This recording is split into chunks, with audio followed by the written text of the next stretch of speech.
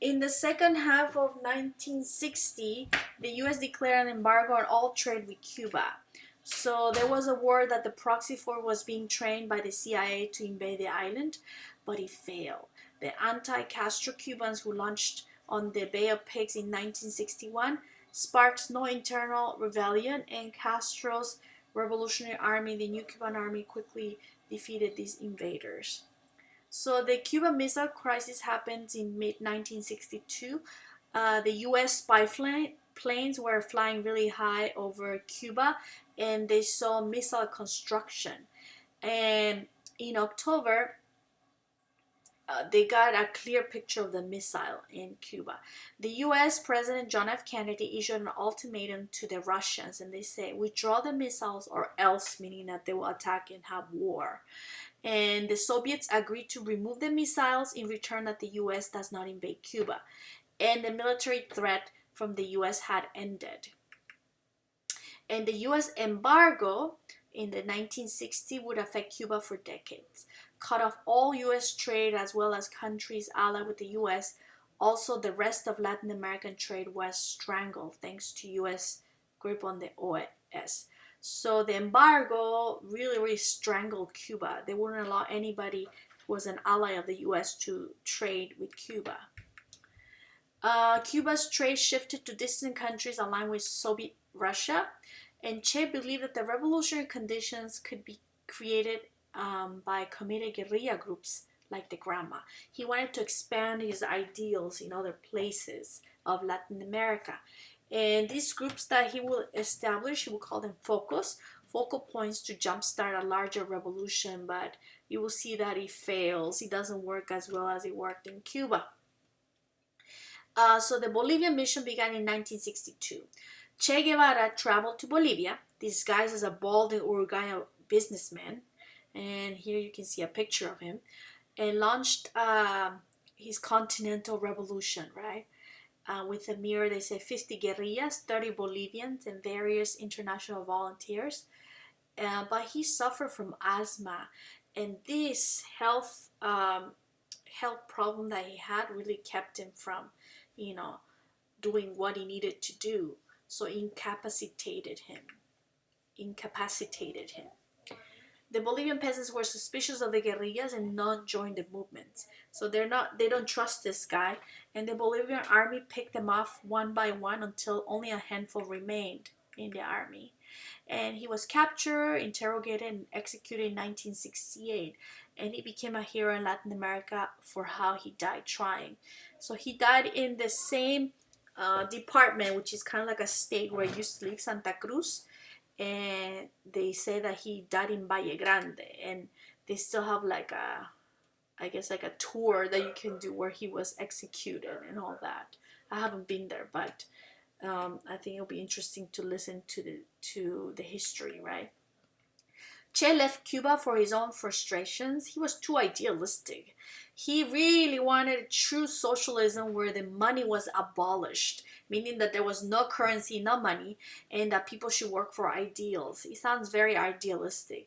The president of the National Bank, the Minister of Industry in the early 1960s, found this really hard to implement. So Che left out of frustrations from Cuba. Grand promises of aid came from Soviet-aligned countries in Europe, in China, but the Soviet government pledged to build factories in Cuba, but later they changed their minds and they just started exchanging manufactured goods for Cuban sugar. So they didn't really, invest in Cuba. And the sugar plantations belonged to the Cuban state. Disagreements against governments were not permitted, and many outsiders were rooting for Cuba. Even people who were followers of that revolution, like in East Germany, a student named Tamara Bunk, known as she got a name for the guerrilla for Tanya, and she felt that the Cuban Revolution was also her fight. And her family had fled the Nazis in the 30s, and she grew up in Buenos Aires, kind of like Che Guevara, and she traveled to Cuba and worked in the brigades and the militia in the literacy campaign in Cuba. And in 1962, she went to Bolivia as a secret agent. She wanted to do what Che tried to do when he went to Bolivia. And by 1967, she died. So they killed her. And she became a symbol of the revolutionary movement and self-sacrifice. From Argentina to Mexico, a lot of the baby girls were named Tanya in her honor. So you can see where the name Tanya is coming from in Latin America. Folk music with protest themes became the soundtrack of revolutionary organizing. And here's the Museo De La Revolucion. You know, if you go to Cuba, you can go see this Museo De La Revolucion. You can see Che Guevara over here. It looks like a wax statue, huh? And Fidel Castro. Chilean woman Violeta Parra is the spiritual mother of the New Song movement. She was older in age. Her music was more like personal than revolutionary, and then she committed suicide in 1967. But her music represented authentic Latin American spirit of protest, and many people will follow after her with this New Song movement that talks about revolutionary ideas. Later, Habana will become the international center of the New Song movement, and maybe I'll put a little bit of the songs of Violeta Parra and Silvio Rodriguez, who was a revolutionary, songwriter of the New Song movement, La Canción Nueva, that talks about all this, and they're beautiful songs. The Cuban Revolution increased educational opportunities and made strides to full literacy, exemplary like public health. So even to this day, Cuba has one of the best public health system and one of the best education system in Latin America, where everybody can get an education. As in many countries in Latin America, only the middle class and rich people can get education. The poor people are not able to do that. And Cuba is able to do that. And also they improve the housing in long neglected rural Cuba and really bring full equality to Black Cubans. So there were a lot of good improvements that were done in Cuba. But you will see the system is not always idealistic, right? And later on, a lot of the freedoms of the Cubans are taken away with the dictatorship of Fidel Castro. The Cuban Revolution did not offer individual liberties, the right to speak against government, and to travel outside of the country. So I remember when I visited Cuba, even though you think it's a communist country where everybody has equality and should have the same, but there was a difference in social class. There are people who have more, and definitely there are people who have a lot less. But one impressive thing is that everybody has education, everybody has health system, and Fidel Castro really brought improvements to the rural area, to the countryside. And the anti-communist, the surgery of a social revolution created a Frankenstein monster, unnatural and powerful, frightening thing, which was this communism. And there'll be many fights with the proxy forces to go against communism all over Latin America. And I think Cuba is one of the most successful that kept their legacy of the communism even to this day. The counter currents, the main thing that you should know is about the liberation theology.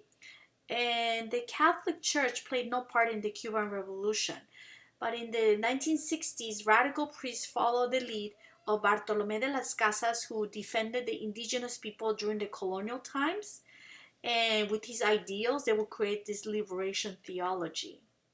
Father Camilo Torres, son of a Colombian upper-class professor of sociology at the National University, he demanded fundamental change in economic and political structures. He wanted to feed the hungry, clothe the hungry, teach the poor and the ignorant, to put into practice works of charity and love. He joined the guerrilla army and died fighting in 1966. So liberation theology is a combination of the Marxist ideas with the religious. So it's a religious communism in some way. And they have stories of Pablo Freire You know, he was like a teacher of literacy, then at work among the peasants of the poor northeastern Brazil. He believed that peasants were intelligent adults who were eager to empower themselves. And in 1968, when the Conference of Latin American Bishops held a meeting in Colombia, bishops discussed Freire's approach, and they talked about liberating people from the violence of poverty. They began to see hunger, ignorance as a disease that needed to be cured by the humans, you know? So that's the liberation theology, to help the poor through religion and communism, I guess. The new message called for soup kitchens, daycare co-ops, and neighborhood organizing. So the liberation theology became the name of a movement that they said they crystallized at the 1968 Bishops' Conference, Marxist and Christian ideologies as potential allies in this liberation theology to help the poor. Okay? And the movement lost momentum in the 1980s, and before even 1% of the Latin Americans had participated in a Christian-based community. Okay, that's it for this chapter. I'll see you guys next time. Bye.